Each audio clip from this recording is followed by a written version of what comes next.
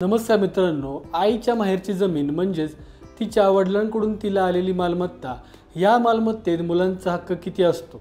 हा प्रश्न अनेकदा वादाचा विषय होतो।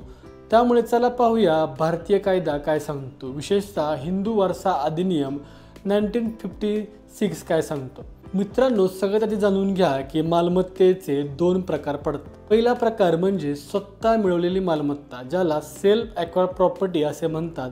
एखाद्याने स्वतःच्या कमाईतून विकत घेतलेली किंवा मिळवलेली मालमत्ता।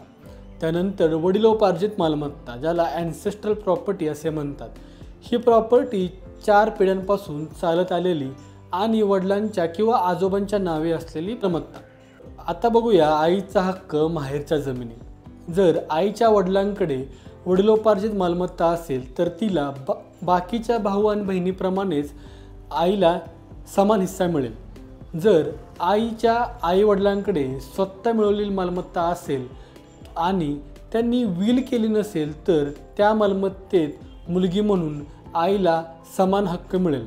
म्हणजेच आई ज्या घरातून आली आहे त्या घरच्या मालमत्तेत तिचा स्पष्ट कायदेशीर हक्क असतो।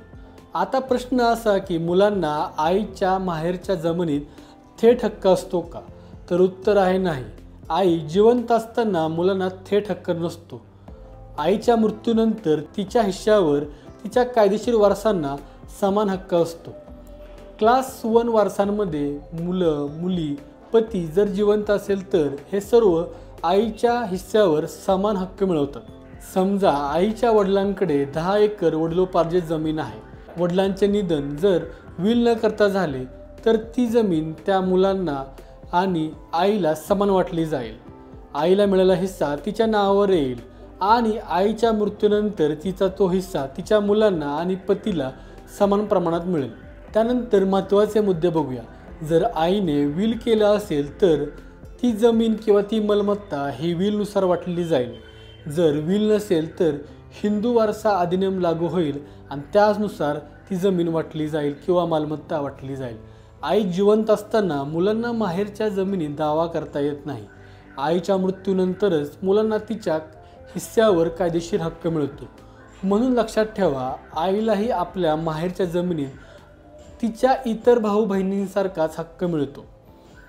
तिच्या मृत्यूनंतर तो हिस्सा तिच्या मुलांना आणि वारसांना मिळतो, पण आई जिवंत असताना मुलांना तिच्या हिस्स्यावर थेट हक्क मिळत नाही। हा आहे भारतीय कायद्यानुसार वारस हक्काचा नियम। मित्रांनो, हा व्हिडिओ फक्त माहितीच्या उद्देशाने आहे। वैयक्तिक प्रकरणांसाठी नेहमीच पात्र वकिलांचा सल्ला घ्या आणि हा व्हिडिओ आपणास आवडला असेल तर लाईक, शेअर आणि सबस्क्राईब करा। धन्यवाद।